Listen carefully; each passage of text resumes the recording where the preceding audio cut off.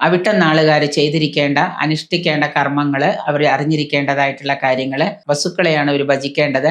ജീവിതകാലം മുഴുവനും നിങ്ങളുടെ ലൈഫ് ലോങ് നിങ്ങൾ ഓം വസുഭ്യോ നമ എന്ന മന്ത്രം ഉരുവിടുക. ഇത് ജീവിതകാലം മുഴുവൻ ഉരുവിടുന്നത് നന്നായിരിക്കും. നക്ഷത്രനാഥൻ എന്ന് പറയുന്നത് കുജനാണ്, ചൊവ്വയാണ്. ചൊവ്വയുടെ അധിഷ്ഠാന മൂർത്തി എന്ന് പറയുന്നത് ഭദ്രകാളിയും പിന്നെ മുരുകനുമാണ്. അപ്പോൾ നിങ്ങളുടെ ജാതകത്തിൽ ചൊവ്വ യുഗ്മരാശിയാണോ ഓജരാശിയാണോ എന്ന് നോക്കണം. എന്നിട്ട് വേണം നിങ്ങൾ ദേവതയെ തീരുമാനിക്കാൻ. യുഗ്മരാശിയാണെങ്കിൽ ഭദ്രകാളി എടുക്കുക, ഓജരാശിയാണെങ്കിൽ മുരുകനെ എടുക്കുക. അപ്പം നിങ്ങളുടെ ചൊവ്വ നക്ഷത്രനാഥനാകുമ്പോൾ ചൊവ്വയെ പ്രീതിപ്പെടുത്തുക. ആ ചൊവ്വയുടെ ദേവത ആരാണെന്ന് നിങ്ങളുടെ ജാതകം നോക്കി നിങ്ങൾ പരിശോധിക്കാം. എന്നിട്ട് ആ ദേവതയെ ഉപാസിക്കാം. മകരം കുംഭം രാശികളുടെ അധിപനായിട്ടുള്ളത് ശനിയാണ്.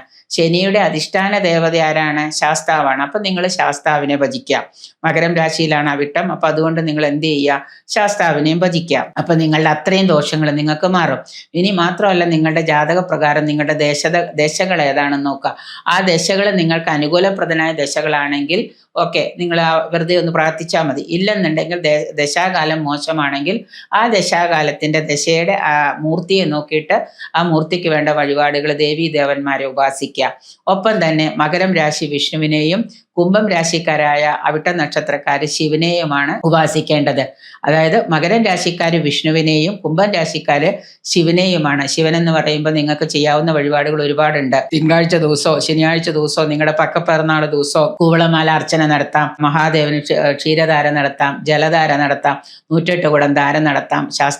മഹാദേവന് നമുക്ക് ഓം നമ ശിവ പഞ്ചാക്ഷരി മന്ത്രം ജപിക്കാം. നിത്യവും നമുക്ക് മഹാദേവന്റെ അഷ്ടോത്തരങ്ങൾ ജപിക്കാം. മകരം രാശിക്കാരാണെങ്കിൽ വിഷ്ണുവിനെ ഭജിക്കുക. വിഷ്ണു സഹസ്രനാമം, വിഷ്ണു ക്ഷേത്രത്തിൽ പോവുക, വ്യാഴാഴ്ച ദിവസം ഉപവാസം എടുക്കുക, വ്യാഴാഴ്ച ദിവസം സസ്യാഹാരം കഴിക്കുക, ഭാഗ്യസൂക്ത പുഷ്പാഞ്ജലി ചെയ്യുക. ഇങ്ങനെ നിങ്ങൾക്ക് എന്തൊക്കെ ചെയ്യാൻ പറ്റുമോ അതൊക്കെ നിങ്ങൾ ചെയ്യുക. നിങ്ങൾ ഏത് രാശിയിൽ വരുന്നു, ഏത് ആണെന്ന് നോക്കുക. ഓജരാശിയിലാണോ ചൊവ്വ നിൽക്കുന്നത് എന്ന് നോക്കുക, യുഗ്മരാശിയാണോ എന്ന് നോക്കുക. അതിനുശേഷം നിങ്ങളുടെ ദേവതാ പ്രസന്നതയ്ക്ക് വേണ്ടിയിട്ട് പ്രാർത്ഥിക്കാം. ഇനി നിങ്ങൾക്ക് തനിയെ നോക്കിയിട്ട് മനസ്സിലാവുന്നില്ലെങ്കിൽ ഒരു ദൈവജ്ഞനെ കണ്ട് ജാതകം കൊണ്ടുപോയിട്ട് അതൊന്ന് തീർച്ചപ്പെടുത്താം. ഒപ്പം തന്നെ മകരം രാശി വിഷ്ണുവിനെയും കുംഭം രാശി ശിവനെയും പ്രീതിപ്പെടുത്താം. ഒപ്പം അവിട്ട നാളുകാർ ശങ്കരനാരായണ മൂർത്തിയെ ഭജിക്കുന്നത് വളരെ അനുഗ്രഹമാണ്. ശങ്കരനാരായണ മൂർത്തി ക്ഷേത്രം എവിടെയെങ്കിലും ഉണ്ടെങ്കിൽ അങ്ങനെ ചെയ്യുക. അല്ലെങ്കിൽ ശങ്കരനാരായണ മൂർത്തി സ്തോത്രങ്ങളുണ്ട്, അത് നിങ്ങൾ ജപിക്കാം. ഇതൊക്കെ നിങ്ങൾക്ക് ഏറ്റവും കൂടുതൽ നിങ്ങളുടെ അവിട്ട നക്ഷത്രക്കാർക്ക് ദോഷങ്ങൾ മാറാനായിട്ട് വളരെ ഉത്തമമാണ്. നിങ്ങൾക്ക് ഒരു ക്ഷേത്രത്തിലും പോകാൻ പറ്റുന്നില്ലെങ്കിൽ ഇതൊക്കെ തന്നെ വിദേശികളാണെങ്കിലും നിങ്ങൾ ചെയ്യാം. നിങ്ങൾക്ക് അവരവരുടെ ഒപ്പം തന്നെ ഗ്രാമദേവത, ഇഷ്ടദേവത, അതുപോലെ തന്നെ കുടുംബപരദേവതകളെ നിങ്ങൾ ഭജിക്കുക.